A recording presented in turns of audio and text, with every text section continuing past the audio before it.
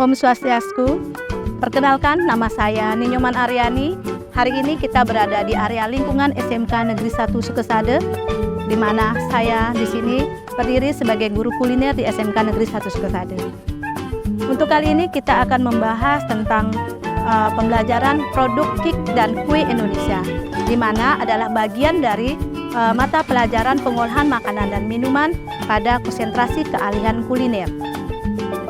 Dari kegiatan pembelajaran ini kita akan melakukan kegiatan praktek pembuatan KIK, kemudian berbagai macam KIK yang terbuat dari bahan lokal.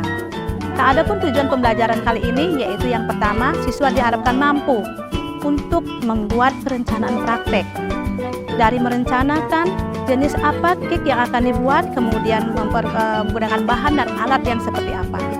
Yang kedua, mampu menentukan alat dan bahan yang akan dipergunakan dalam kegiatan pembuatan praktek KIK dari bahan lokal. Tujuan pembelajaran ini yaitu siswa mampu membuat berbagai macam KIK dengan mempergunakan bahan lokal. Yang keempat, siswa dapat mengemas atau membuat kemasan yang menarik sehingga tampilan dari KIK yang sudah dibuat menjadi lebih menarik dan memiliki daya jual yang lebih baik.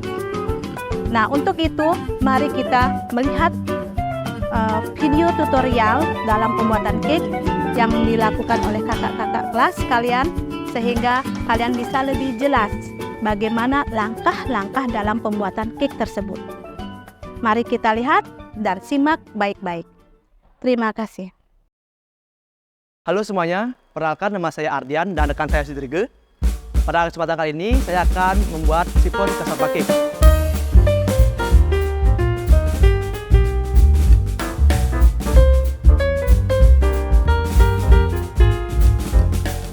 Baik, langsung saja kita masuk ke bahan-bahan yang akan digunakan dalam pembuatan sifon cassava cake ini. Yang pertama itu ada tepung. Sini kita akan menggunakan 70 gram tepung terigu dan juga 80 gram tepung cassava. Ada juga 2 gram baking powder dan juga 2 gram dati garam. Selanjutnya kita akan ada gula.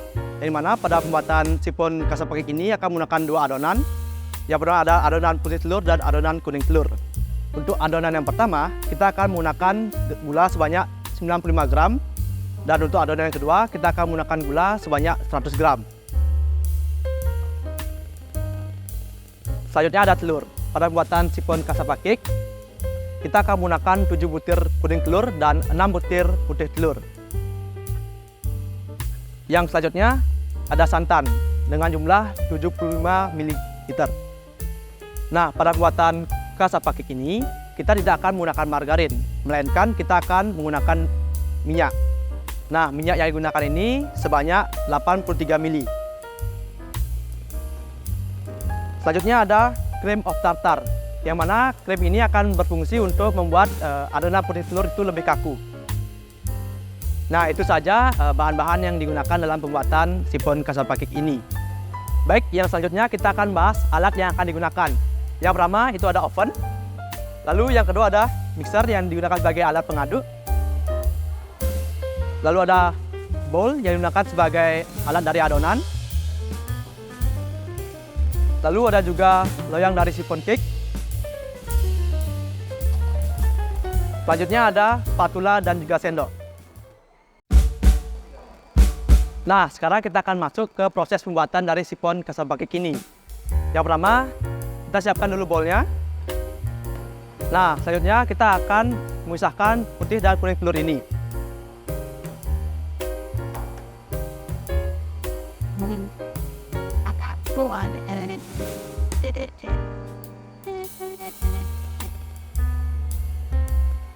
Nah, perlu diingat dalam adonan putih telur, usahakan agar tidak ada bagian dari kuning telur ini.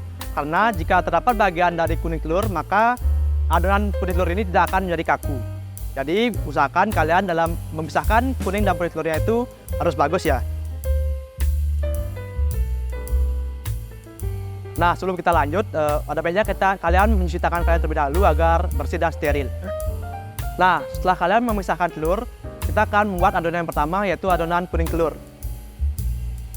Pertama, siapkan adonan kuning telur, lalu ditambah dengan santan.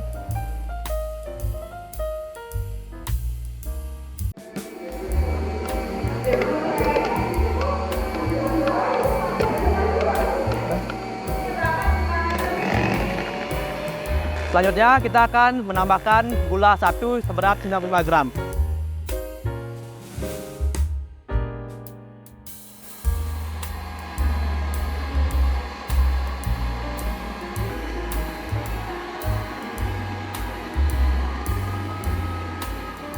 Nah, jika adonannya sudah terlihat berjak seperti ini, kita bisa lanjut ke tahap berikutnya, yaitu memasukkan tepung secara perlahan-perlahan. Nah, mohon diingat, untuk kecepatan dari mixer itu, usahakan menggunakan kecepatan paling rendah dalam proses pengadukan tepung.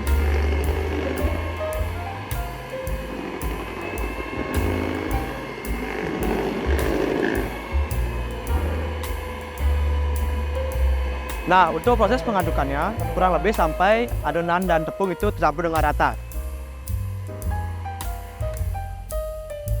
Jika sudah rata, kita bisa lanjut ke tahap berikutnya, yaitu dengan memasukkan minyaknya tadi ke dalam adonan.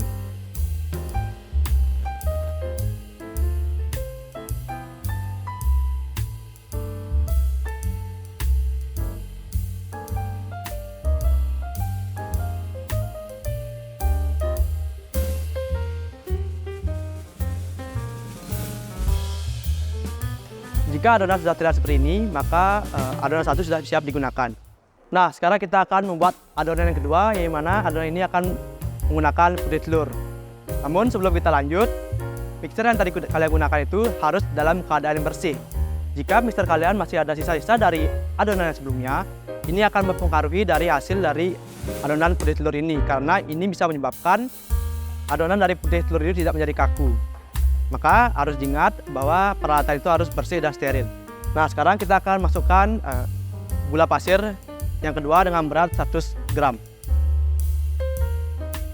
Dan juga tidak lupa kita akan menambahkan cream of tartar sebanyak 1,5 sendok teh.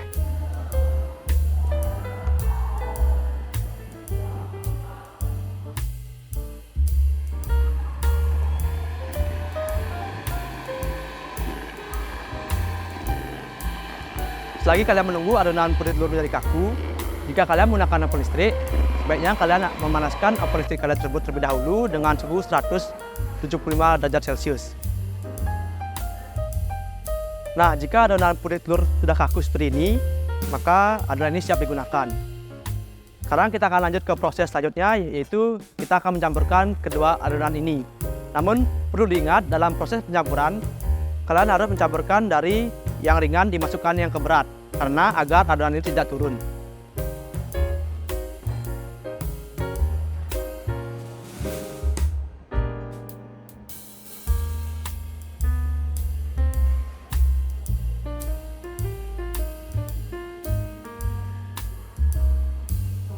Nah, untuk cetakan dari sipon cake ini, kalian tidak perlu mengoleskannya dengan margarin, karena dalam adonan sudah terdapat kandungan minyak, sehingga dalam buatan sipon cake ini, kalian tidak perlu menggunakan margarin lagi.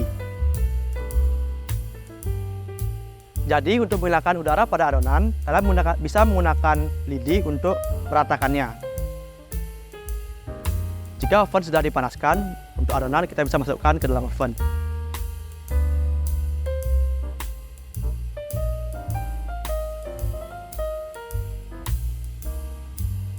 Selanjutnya kita bisa panggang selama 40 menit. Dengan suhu 175 derajat Celcius.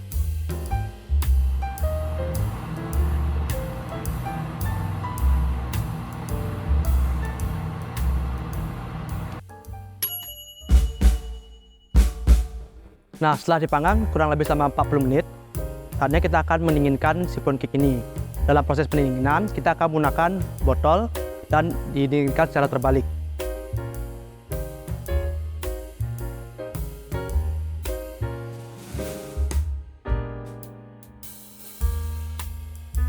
Nah, jadi tujuan dari pembalikan ini agar cake ini bisa dingin secara merata dan menghindar terjadinya lapisan yang berbeda. Nah, jika adonan sudah dingin dan dikeluarkan dari loyang, sipon cake ini bisa dipotong dan dihidangkan.